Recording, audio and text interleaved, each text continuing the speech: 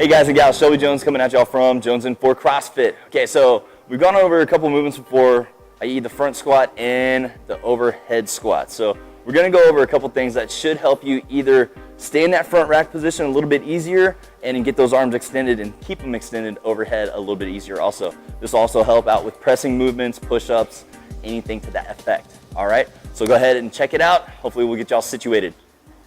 All right guys, so this is one of the best smashes or mobs that you can do for trying to fix your front rack. One of the things that I see a lot in the gym is people having trouble keeping their elbows up, either in doing the front squat or even say push presses, strict press, jerks, squat cleans. So getting in there and getting that tissue that's tight, not moving correctly, and smashing it. So this can be a little bit painful. It'd probably work better if you had a super friend to come over here and put some weight on it.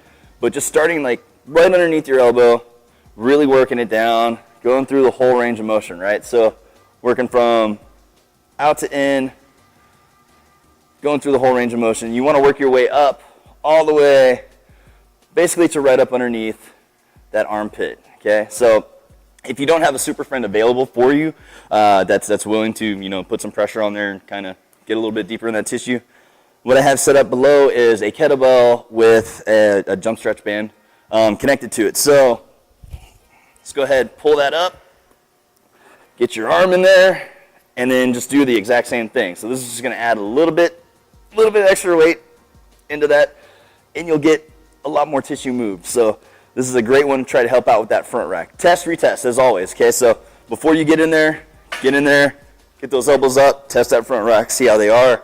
See how high you can get the elbows. I think my right one's a little bit higher. I wonder why that is. All right, so test, retest. The next one we're gonna show you is for some overhead movements. So for helping some of those overhead movements, what we're gonna do is get in a little bit of lat, a little bit of subscap, maybe some of the external rotators, they might be in there too. But a lacrosse ball, okay, and we're gonna start on the wall. This is where I would start if you haven't done this before, just kind of get the feel for it.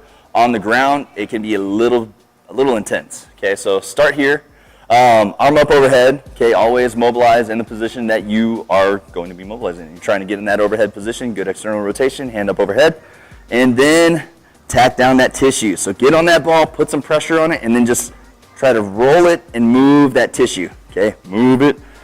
After you've done a little section for a couple minutes, a couple passes, go ahead, move it down, and really work that whole area. If lats are a problem, you can follow that tendon all the way down.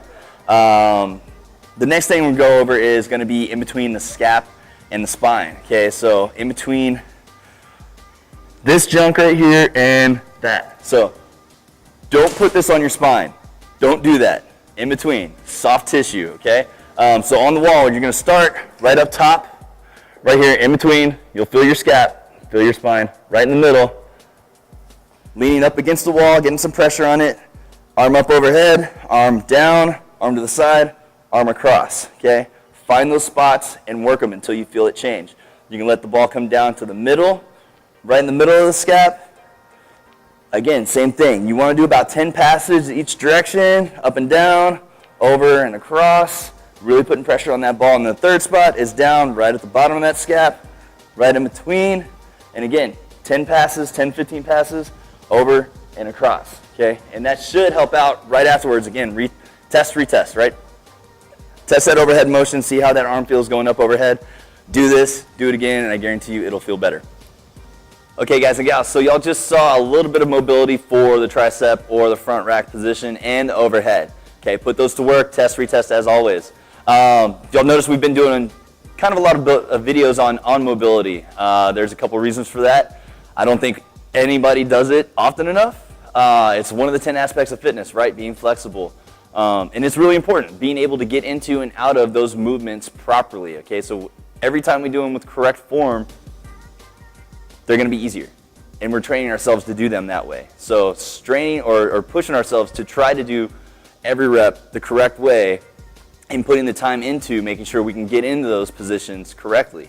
That's gonna save your joints, it's gonna save you from getting injured, and that's gonna save you from taking time away from the gym if those do happen. So definitely take the time to do this preventative maintenance on yourselves before and after your workouts, so you can keep coming back and keep excelling, keep hitting those PRs, keep hitting new squat weights and overhead squats and push press, everything. Okay, so that's important. This is one side of CrossFit that most people don't pay any attention to. We like to hit the WODs hard and just walk away.